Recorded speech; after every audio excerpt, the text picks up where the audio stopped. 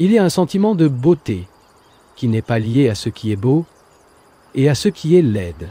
Je ne veux pas dire que la montagne n'est pas belle ou qu'il n'y a pas de bâtiments laids, mais il y a une beauté qui n'est pas l'opposé du laid. Il y a un amour qui n'est pas l'opposé de la haine. Et la renonciation que je parle est cet état de beauté sans cause, qui, pour cette raison, est un état de passion. Et peut-on transcender ce qui résulte de la cause? Écoutez cela avec toute l'attention. Je ne pourrai peut-être pas m'expliquer très clairement, mais essayez d'apprendre le sens des mots plutôt que de simplement girant les mots. En fait, nous réagissons toujours. La réaction est toute la norme de notre vie. Notre façon de correspondre à la souffrance est une réaction. Nous avons réagi en essayant d'expliquer la cause de la souffrance ou de la fuir. Mais notre phénomène n'a pas de fin. Cela ne se termine que lorsque nous y faisons vraiment face, lorsque nous comprenons et tronçonnons la cause et l'effet cherché à se débarrasser de la souffrance, pour la pratique de certains exercices, ou pour penser délibérée, ou en recourant à l'une des diverses modalités de l'évasion de l'amertume. Aucune de ces façons ne suscite la beauté extraordinaire, la vitalité, l'intensité de cette passion qui inclut et transcende la souffrance. Mais qu'est-ce qui souffre? En écoutant cette question, comment répondriez-vous? Votre esprit essaie immédiatement d'expliquer pourquoi nous souffrons, et votre recherche d'explication suscite des souvenirs des afflictions passées. De cette façon, il révèle toujours verbalement au passé ou saute dans le futur dans le but d'expliquer la cause de l'effet que nous appelons la souffrance. Je pense cependant que nous devons surmonter tout cela. Nous savons ce qui nous fait réfléchir. La pauvreté, la maladie, la frustration, ne pas être aimé, et ainsi de suite. Et lorsque nous finissons d'expliquer les différentes causes de la souffrance, nous ne l'avons pas terminé. Nous n'apprenons pas vraiment la profondeur et la signification extraordinaire de la souffrance. Sans parler de comprendre cet état appelé l'amour. À mon avis, les deux choses se rapportent, les souffrir et aimer. Et pour comprendre ce qu'est l'amour, nous devons ressentir l'immensité de la souffrance. Les anciens ont parlé de la fin de la souffrance. Ayant établi une méthode de vie avec laquelle ils censaient l'éteindre. Beaucoup ont pratiqué cette méthode de vie. Les moines de l'Est et de l'Ouest l'ont pratiquée, seulement avec le résultat de s'être durcis. Leur esprit et leur cœur ont fermé. Ils vivent derrière les murs de leurs propres pensées ou derrière les murs de la brique et de la pierre. Mais vraiment, je ne pense pas qu'ils soient passés au-delà pour ressentir l'immensité de cette chose appelée souffrance. Arrêter la souffrance et faire face au fait de notre propre solitude, de notre attachement, de nos exigences vulgaires, de la renommée, de notre empressement à être aimé. Il doit être exempt d'intérêts égocentriques et d'une enfance, d'auto-épité. Et après cela, nous allons au-delà et peut-être en surmontant les souffrances personnelles, il y a toujours l'immense souffrance collective, la souffrance du monde. Une personne peut enfin, l'amertume elle-même confrontée, est la cause de la souffrance. Et cela doit arriver à l'esprit que vous voulez être complètement libre. Mais une fois cela terminé, il souffre toujours de l'ignorance du monde. Ignorance qui n'est pas un manque d'instruction, des connaissances tirées des livres, mais l'ignorance que l'homme a de lui-même. L'absence d'autocompréhension est l'essence de l'ignorance qui provoque l'immense pénalité de l'humanité. Et que signifie vraiment souffrir? Les mots ne peuvent pas définir la souffrance. Alors comment est-il impossible d'expliquer verbalement ce qu'est l'amour? L'amour n'est pas l'attachement. L'amour n'est pas l'opposé de la haine. L'amour n'est pas jaloux. Et quand une personne a mis fin à la jalousie, à l'envie, à l'attachement, avec tous les conflits et les angoisses qu'il a souffert, en pensant à aimer, quand tout cela s'est terminé, il reste de savoir ce qu'est l'amour. Il est également laissé à savoir ce qu'est la souffrance. Vous ne pouvez découvrir ce qu'est l'amour et ce qui souffre lorsque l'esprit a tout rejeté les explications, et n'imagine plus, elle ne recherche plus la cause, elle n'est plus divertissante avec des mots ou des plaisirs et des douleurs passées. L'esprit doit être complètement silencieux, sans un mot,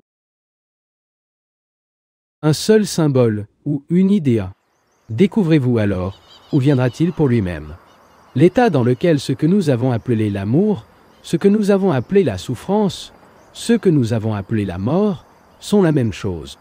Il n'y aura plus de division entre l'amour, la souffrance et la mort. Et il n'y a pas de division, il y aura de la beauté. Mais pour comprendre, pour nous retrouver dans cet état d'extasie, il faut cette passion résultant de l'abandon total de soi. Allons-nous discuter ou préférer poser des questions sur ce que nous avons dit ce matin? Question. La passion ou l'intensité est-elle une qualité? Réponse. Que comprenons-nous pour la qualité des mots? La passion ou l'intensité est-elle une vertu acquise par la pratique, la discipline, l'auto-emploi, etc.? Est-ce que vous comprenez? Je peux en faire une autre question? Réponse. Monsieur, ils ont déjà posé une question. Comment voir, si occupés que nous nous trouvons avec nos propres problèmes, que nous n'avons pas d'attention à personne d'autre? Cela se produit toujours dans la vie. Tellement impliqués, nous sommes dans nos problèmes, nos espoirs et nos ambitions, notre propre désespoir, que nous ne voyons presque jamais rien au-delà de notre petit moi. Peut-être que d'autres ici ont d'autres problèmes, mais je suggère respectueusement de ne pas prendre soin de vous avec la question formulée. Revenons à la question. La passion ou l'intensité est-elle une qualité? Je n'aime pas l'utilisation de la qualité des mots. Lorsque vous êtes amoureux de quelque chose, vous ne demandez pas s'il s'agit d'une qualité. Demandez-vous, vous trouvez-vous dans cet état? Quand vous sentez-vous de la colère ou de l'amour? Ou quand traitez verbalement quelqu'un avec une brutalité? Ne demandez pas maintenant si ce que vous ressentez est une qualité. Vous êtes tous en feu. Mais plus tard, vous pouvez dire, par Dieu, ce fut un moment terrible. Et cela devient alors quelque chose qu'il est nécessaire d'éviter à l'avenir. Ou si c'était un beau moment, vous essayez de le cultiver. Mais tout ce qui est cultivé est artificiel. Pas une chose pure. La passion ou l'intensité dont j'ai parlé n'est pas cultivable. Il n'est pas à vendre sur le marché et ne peut pas être acheté avec pratique ou discipline. Mais si vous entendez et vous pénétrez vraiment, si vous vous efforcez vraiment de le comprendre, vous saurez ce que c'est. Cette passion n'a rien de commun avec enthousiasme. Il ne gagne qu'après la cessation complète du soi. Après avoir abandonné l'idée de ma maison, mes biens, ma patrie, ma femme, mes enfants. Maintenant, peut-être direz-vous, donc cela ne vaut pas la peine d'avoir cette passion. Peut-être que, pour vous, n'en valait pas la peine. Ce n'est vrai que lorsque nous voulons réellement découvrir ce qu'est la souffrance. Quelle est la vérité? Ce qui est Dieu? Quelle est la signification de toute cette lecture terrible et confuse de l'existence? Si cette question vous concerne vraiment, vous devriez l'examiner avec passion. Cela signifie qu'il ne peut pas soyez lié à votre famille. Vous pouvez avoir votre maison, votre famille, mais si vous êtes psychologiquement lié à vous, vous ne pourrez jamais aller plus loin. Avons-nous tous la même passion pour la passion? Je ne considère pas la passion comme une capacité. Vous pouvez avoir des aptitudes à écrire des livres, à composer de la poésie, à jouer de la flûte ou à bien d'autres choses. Et les compétences peuvent être cultivées, gardées, ajoutées. Mais la passion, l'intensité, n'est pas une aptitude. Au contraire, si vous avez une capacité, vous devez mourir pour elle pour tomber amoureux. Si vous ne meurez pas pour la capacité, il devient mécanique, même si son primordial fait un usage habile. Vous voyez, nous réfléchissons toujours en termes d'acquisition et de vedette, de protéger ce que nous avons gagné. Question. Vous avez dit que la souffrance est une belle chose. Et pourtant, il dit que nous devons nous débarrasser de la souffrance. Réponse. Je n'ai jamais dit que nous devrions nous débarrasser de la souffrance. Ce que j'ai toujours accentué, c'est que nous devons regarder la souffrance, le pénétrer et le comprendre. Nous ne pouvons pas nous débarrasser, nous ne pouvons pas le jeter. Qu'en souffrons-nous? Si vous aimez quelqu'un et que cette personne ne correspond pas à votre amour, vous souffrez. Pourquoi? Car il doit souffrir. Que signifie votre souffrance? Cela signifie que vous pensez à votre propre personne. Et c'est le vrai fait. Tant que vous pensez simplement à votre personne insignifiante, souhaitant être aimé et craignant de ne pas être aimé, avec tout le mécontentement que cela implique, il devra naturellement l'avoir appelé la souffrance. Essentiellement, si je souhaite être un homme célèbre, et je ne le suis pas, je souffre inévitablement. Et si cela me satisfait de rester dans cet état, alors c'est juste. Mais si je veux comprendre ma souffrance et le transcender, alors je commence à le regarder, à examiner rigoureusement l'impulsion psychologique pour être célèbre, qui est extrêmement superficielle et immature. Et puis vient une compréhension de la souffrance, qui est le début de sa propre extinction. Et, comme je l'ai dit, après avoir transcendé cette amertume, je découvre que l'amour, l'affliction et la mort sont la même chose. Ceci est un état de grande beauté. Beauté non formée par l'homme ou la nature. Question.